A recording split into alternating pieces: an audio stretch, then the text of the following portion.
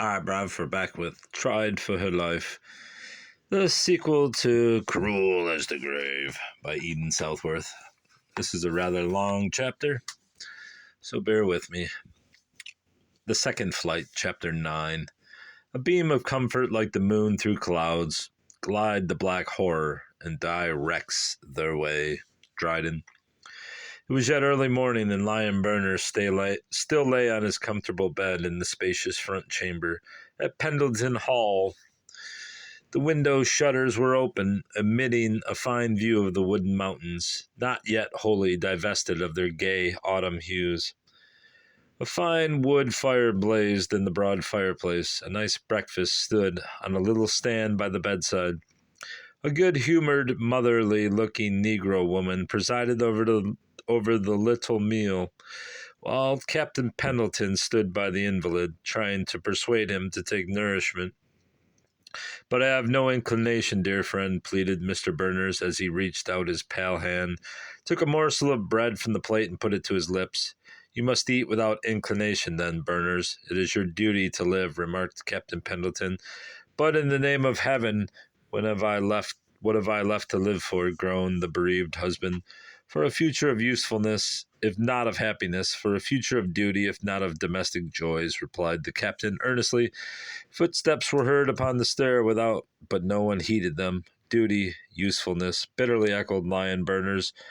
"I might indeed have lived and labored for them, and for my country and my kind, if, oh, Sybil, oh, Sybil, my young sweet wife," he broke off and groaned with the insufferable, tearless agony of a strong man's grief.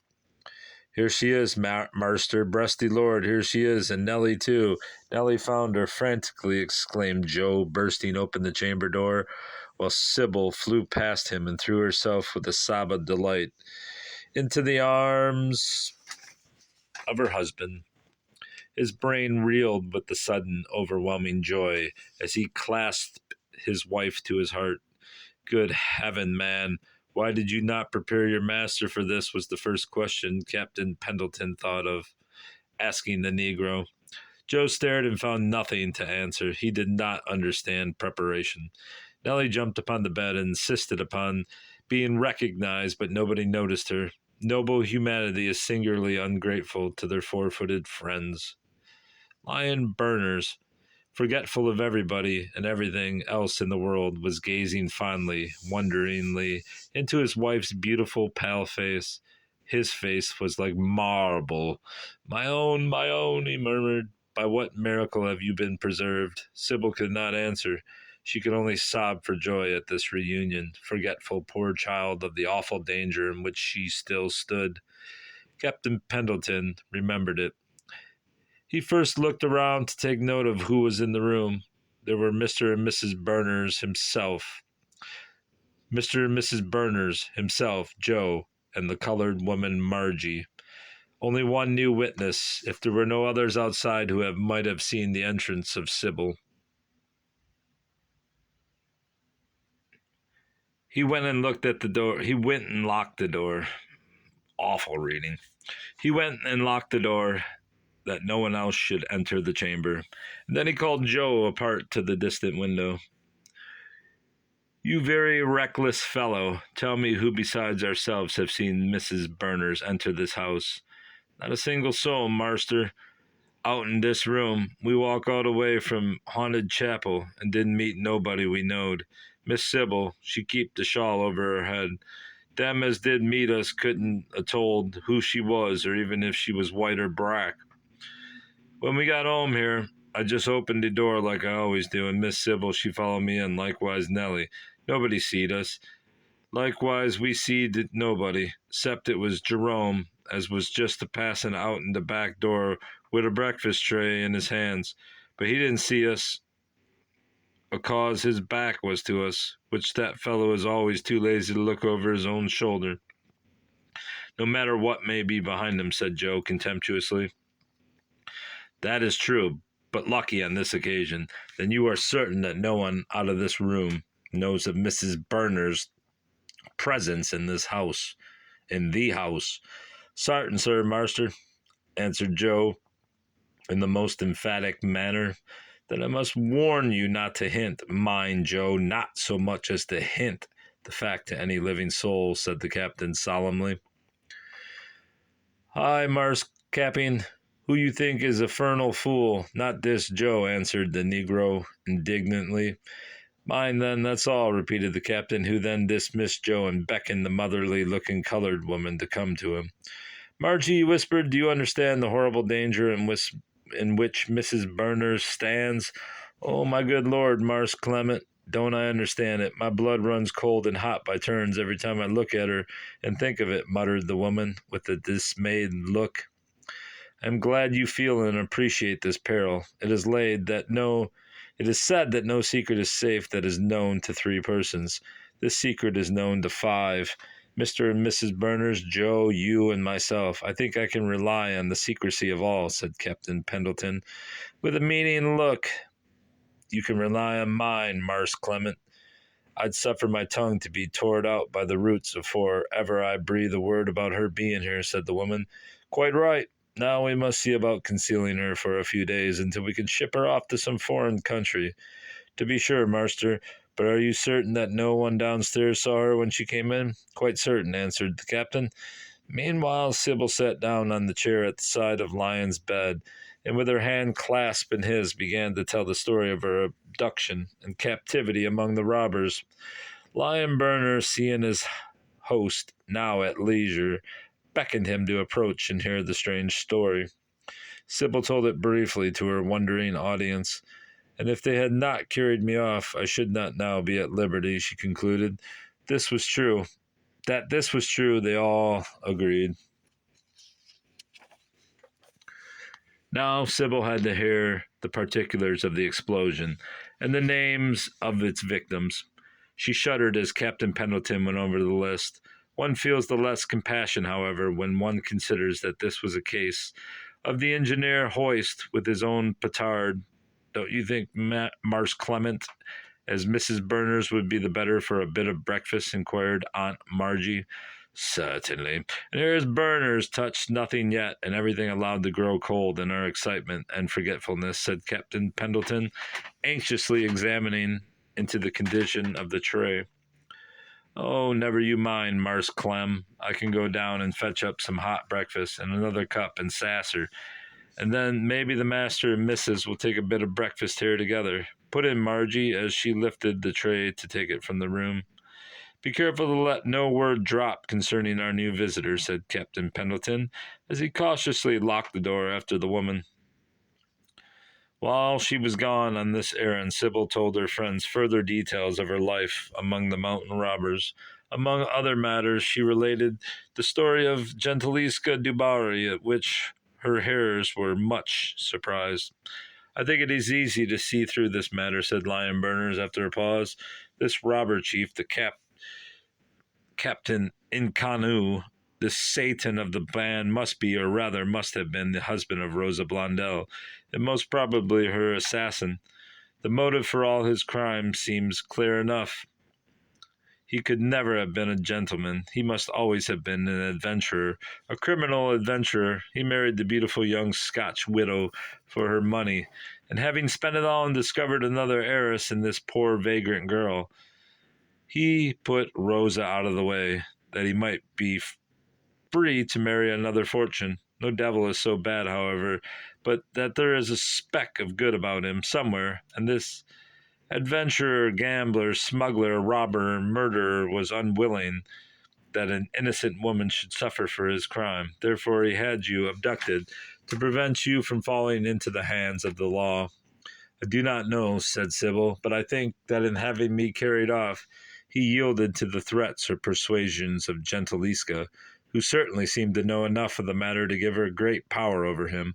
Indeed, she hinted as much to me, and she certainly knew of his presence at my masked ball.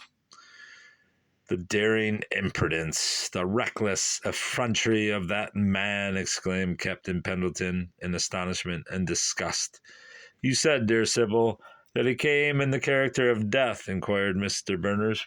Yes, replied his wife with a shudder. Then I do not wonder at that poor woman's great instinctive horror of that mask.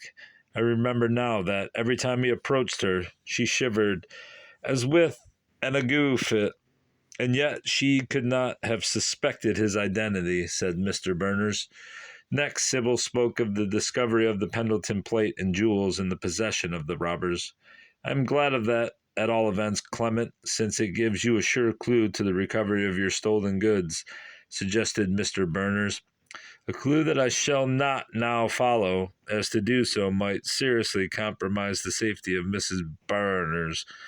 Our first care must be for her, answered Captain Pendleton. Always thoughtful, always magnanimous, dear friend, warmly exclaimed Lion Berners, while Sybil eloquently looked her gratitude. At that moment there was heard a low tap at the door, and a low voice saying, "It's only me, Marse Clem, with the breakfast things." The captain stepped to the door, unlocked it, and admitted Margie with the breakfast tray, and then carefully locked it again. As the woman drew nearer to Sybil, she began to stare in astonishment at the India shawl that lady wore around her shoulders. "You know it, do you, Margie?" "Well, yes, you are right. It is the celebrated Pendleton shawl that the captain's great-grandfather brought away from the palace of the Rajah at the siege of some unpronounceable place of Hindostan," smiled Sybil. "That's it," laughed her host. "My great-grandfather, a captain in the British Army, stole it from the Rajah, and Mr. Incarnu, a captain of banditti, took it from us."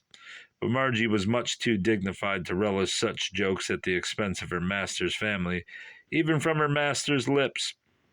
She put the tray upon the stand and arranged the breakfast, all in stately silence. Captain Pendleton, with old-fashioned hospitality, pressed his guests to their repast. And so Lion Berners, being propped up with pillows, and Sybil sitting in the easy-chair, with the stand placed between them, ate their breakfast together, not forgetting to feed little Nellie, who was certainly the most famished of the party. When the breakfast was over, Margie went out with the tray, followed by Joe. Mr. and Mrs. Berners being left alone with their host, the captain began to devise means first for her temporary concealment in the house, and afterwards for her successful removal to a seaport. "I confess, Mrs. Berners," began the captain, "that when I saw you enter this room, I was as much alarmed for your safety as astonished at your appearance. But since your servant has told me, and you have confirmed his story, that no one recognized you, either on the road or in the house, until you reached this room, my anxieties are allayed. The prevalent belief that you perished in the explosion at the haunted chapel has caused all pursuit of you to be abandoned for the present. And so, as we can keep you out of sight of others than the few who have already seen you, you will be perfectly secure." "Yes, but we must not trust to this security," interrupted Mr. Berners. "We must rather avail ourselves of this lull in the excitement, this cessation of all pursuit, to get as fast and far away from this place as possible." "Oh, yes, yes, dear Lion," eagerly exclaimed Sybil. "Let us get as fast and far away from this place as we can. Let us get to Europe, or anywhere where we can have rest and peace. Oh, heaven only knows how I long for rest and peace." "You are both right. I shall not oppose your going, but shall rather speed your departure just as soon as Berners shall be able to travel.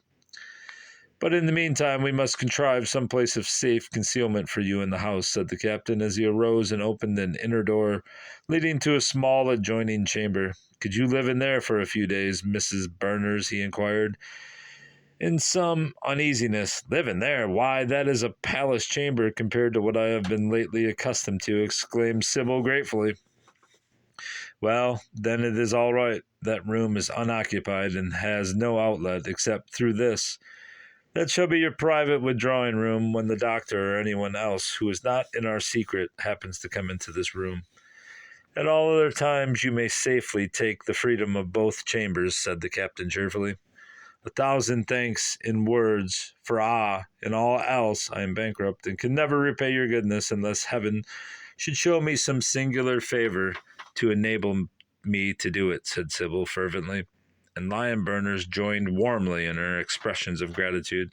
"If you, either of you, knew how much gratification it gives me to serve you, you would not think it necessary to say a single word more on the subject," exclaimed Clement Pendleton, flushing. "And now tell me about my dear Bonnie Beatrix. Surely she may see me." "I hope she is quite well," said Sybil.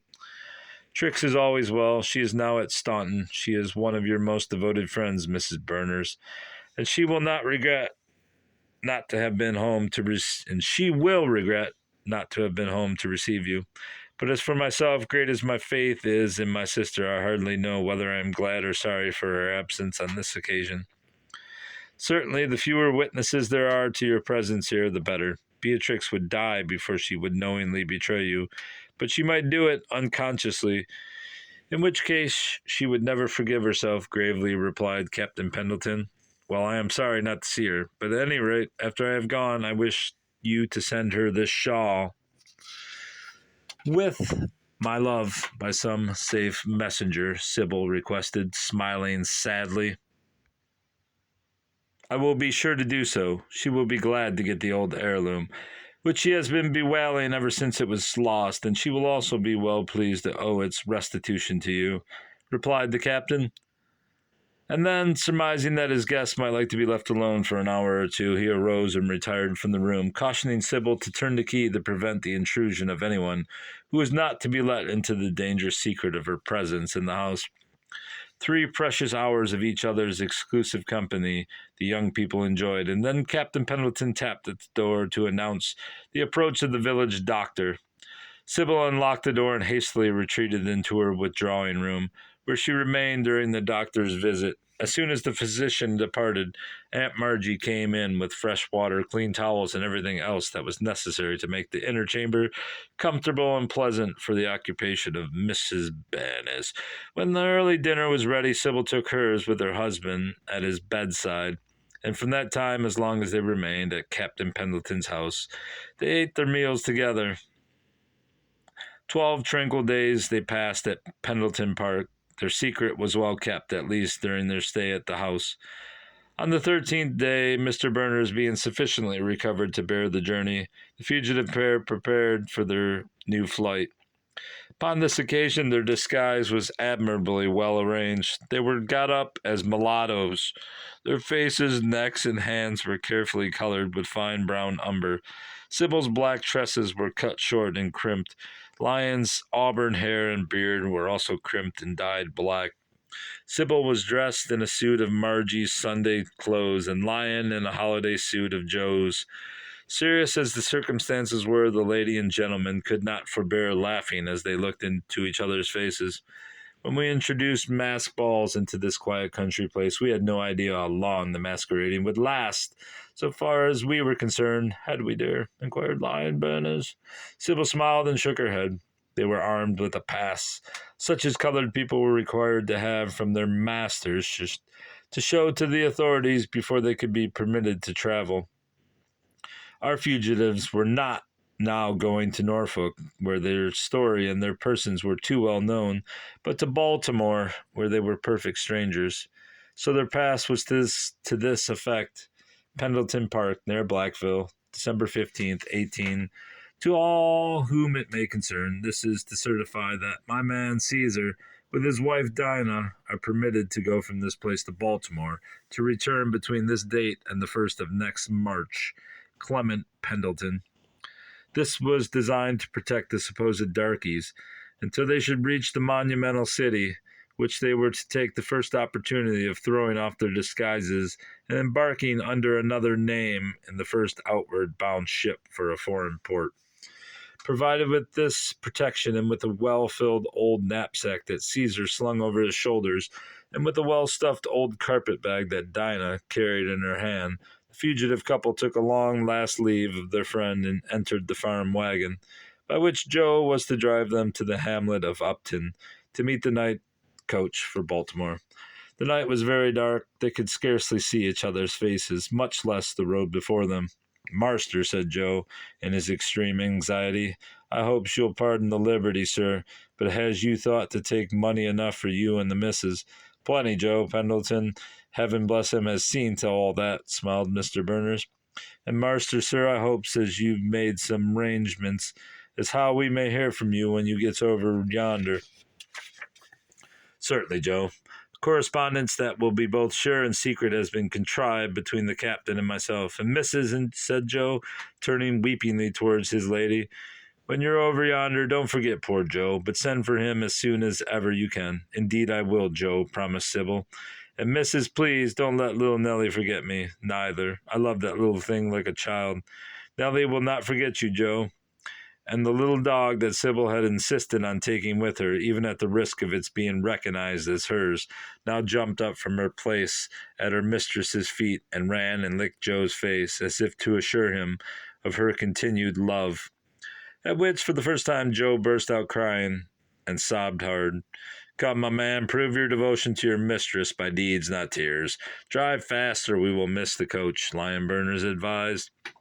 Joe wiped his eyes with the cuff of his coat and whipped up his horses, and they rattled over the rocky road for an hour or more before they reached the little hamlet where they were to wait for the coach. It was very late, and all Upton was asleep with the exception of the hostlers at the stable, where the coach stopped to change horses. Here Joe drew up his wagon, but his passengers retained their seats while making for the coming of the stagecoach. They had not waited more than 5 minutes when they heard the guard's warning horn blow, and the huge vehicle rumble down the street and pull up before the stable door. Very quickly the tired horses were taken out and led away to rest, and the fresh ones brought forth. Meanwhile, Lion Burners alighted and spoke to the agent to take places for himself and wife. Show your pass, my man, show your pass. We can't take you without a pass. How do we know but you are running away, objected the agent. Lion Burners smiled bitterly to think how near the man had inadvertently approached the truth. He handed up the pass, which the agent carefully examined before he returned it, saying, Yes, that's all right. But you and the girl will have to get up on top there. We can't have any darkies inside, you know. And in fact, if we could, there's no room, you see, the inside is full. Caesar helped Dinah up on the top of the coach and then climbed after her. Joe handed up the little dog and was about to take a dangerously affecting leave of his beloved master and mistress, when luckily the coachman cracked his whip and the horses started. Joe watched it out of sight and then got into his seat on the wagon and drove back to Pendleton Park, the most disconsolate darky under the sun. Oh, my God. Meanwhile, the flying pair pursued their journey, almost happy, because at length they were together. Soon after sunrise the next morning, the stage reached the station at which it was to breakfast. Not wishing to subject their disguise to the too prying eyes of strangers in broad daylight, they took the provisions that they had brought along and went apart in the woods to eat them, after which they resumed their places on the top of the coach in time for its starting. At noon, when the coach stopped to dine, they went apart again to satisfy their hunger. It was not until night, when they reached an obscure roadside inn, that they dared to enter a house or ask for a cup of tea. Being darkies, they were sent to the kitchen, where they were regaled with a very hot pot of the beverage that cheers but not inebriates. Here also, as they had to change coaches, they were required to show their pass before they could be permitted to take their uncomfortable seats on the top of the vehicle to continue their journey. They traveled both by day and night, never giving themselves any rest. The policy of the first day was continued to the end of their journey. They always took their meals apart from other people during the broad daylight, denying themselves the comfort of a cup of tea or coffee until night, when in some dimly lighted country kitchen they could safely indulge in that refreshment. At the end of the third day they arrived at Baltimore. It was just nightfall when they reached the inn, where the stage stopped. They alighted with knapsack, carpet, bag, and dog, and found themselves on the sidewalk of a crowded street. This way, whispered Lion Burners to his wife as he turned into a by-street. Sybil, he continued, when they felt themselves comparatively alone in the less thronged thoroughfare. Sybil, if we are to drop our disguises here, we must do so before we enter any inn, because we should not have opportunity afterwards without detection. And relieving her of the carpet bag and carrying that as well as the knapsack, he led her by a long walk to the woods on the outskirts of the city, where by the sides of a clear stream they washed the dye from their faces and hands and then changed their upper garments. Their knapsack contained every requisite for a decent toilet. And so, in something less than half an hour, they had transformed themselves back again from plain, respectable darkies to plain, respectable whites, and Caesar and Dinah became, in their next phase, the Reverend Mr. and Mrs. Martin. The only thing that could not be changed was the color of Lion's hair, which, having been dyed black, must remain black until time and growth should restore its natural color. As the Reverend Mr. and Mrs. Martin, they walked back to the city.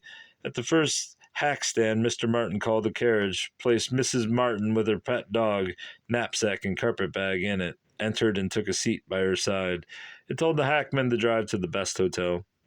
For it is our policy now to go boldly to the best, he said, as he took Sybil's hands, cold from her outdoor toilet, into his and tried to warm them. They were driven to the Calvert house, where Mr. Berners registered their names as Reverend Isaiah Martin and wife, and where they were received with the respect due to the cloth, and shown to a handsome room on the first floor, which was cheerfully lighted by a chandelier and warmed by a bright coal fire in the grate. Here poor Sybil enjoyed the first real repose she had seen since the commencement of her flight. Here Lion ordered a comfortable and even luxurious supper, and the fugitive pair supped together in peace and safety. Although it was late when the table was cleared, Lion felt that no time was to be lost before he should make inquiries about the outward-bound ships. So having ordered the morning and evening papers to be brought to their room, he first examined the shipping advertisements, and finding that the Energy, Captain Strong, was to sail for Havre on the next day but one, taking passengers as well as freight, he put on his hat, and leaving Sybil to amuse herself with the newspapers during his absence, he left the hotel to see the shipping agent. A strange sense of peace and safety had fallen upon Sybil, and she sat there before a cheerful fire reading the news of the day, and occasionally contrasting her situation now, in the finest room of a large and crowded hotel, with her position but a few days before in the robber's cave. The time passed pleasantly enough until the return of Mr. Berners. He entered very cheerfully, telling her that he engaged a cabin passage in the Energy, which would sail on the day after tomorrow, and that they must be on board the next afternoon. Sybil was delighted to hear this. Visions of perfect freedom and of foreign travel with her beloved Lion flitted before her imagination. They talked over their plans for the next day and then retired to bed and slept well into the next morning. They arose and breakfasted early. The morning was fine and clear, and they wrapped themselves in their outer garments, and stated with the intention of going out to purchase a couple of trunks and other necessaries for their long voyage.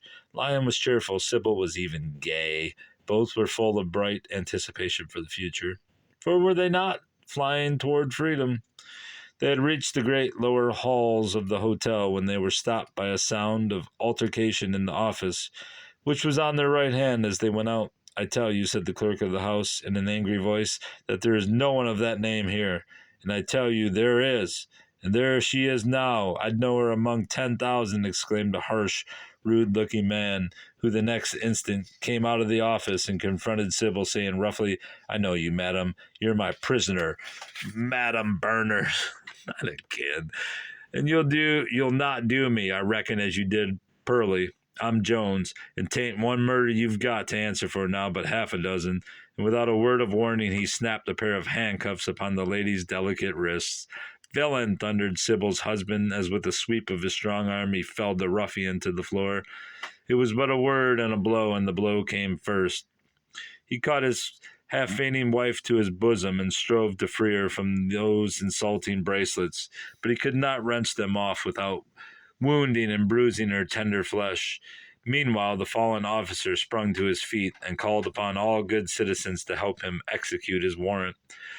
A crowd collected, then a riot ensued, Lion Berners holding his poor young wife to his bosom, vainly, madly, desperately defending her against all comers, dealing frantic blows with his single right arm on all sides.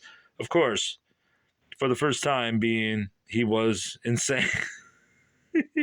Knock him down, brain him, but you don't hurt the woman, shouted someone in the crowd, and some other one, armed with a heavy iron poker, dealt him a crashing blow upon the bare head, and Sybil's brave defender relaxed his protecting hold upon her form, fell broken, bleeding, perhaps dying at her feet.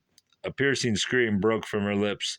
She stooped to raise her husband, but was at that instant seized by the officer and forced from the spot. Shame, shame, cried a bystander. Take the handcuffs off the poor woman and let her look at her husband.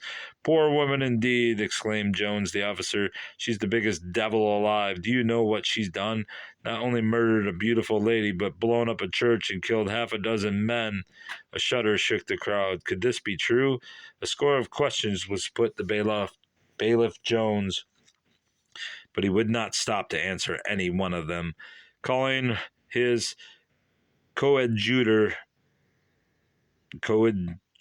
Smith to help him, they each took an arm of Sybil, and forced her from the scene. Faint, speechless, powerless under this sudden and awful accumulation of misery, the wretched young wife was torn from her dying husband and thrust into a stagecoach guarded by 3 other bailiffs, and immediately started on her return journey. Resistance was useless. Lamentations were in vain. She sat dumb with a despair never before exceeded, scarcely ever before equaled in the case of any sufferer under the sun. There were no other passengers but the sheriff's officers and their one prisoner. Of the first part of this terrible homeward journey there is but little to tell. They stopped at the appointed hours and stations to breakfast, dine, and sup, and to water and change the horses, but never to sleep. They traveled day and night, and as no other passenger joined them, it was probable that the sheriff's officer had engaged all the seats for themselves and their important charge. During that whole horrible journey, the hapless young wife neither ate, drank, slumbered, nor spoke. All the faculties of mind and body, all the functions of nature seemed to be suspended. It was on the night of the 3rd day, and they were in the last stage of the journey. They were going slowly down that terrible mountain pass leading to the village of Blackville. The road was even unusually difficult and dangerous, and the night was very dark, so that the coachman was driving slowly and carefully, when suddenly the bits of the leaders were seized and the coach stopped. In some alarm, the bailiffs thrust their heads out of the side windows to the right and left to see what the obstacle might be. To their horror and amazement, they found it surrounded by half a score of highwaymen armed to the teeth. I'm guessing it's the underground pirates. And with that atrocious rendering of this chapter, I bid you adieu. Goodbye. Goodbye.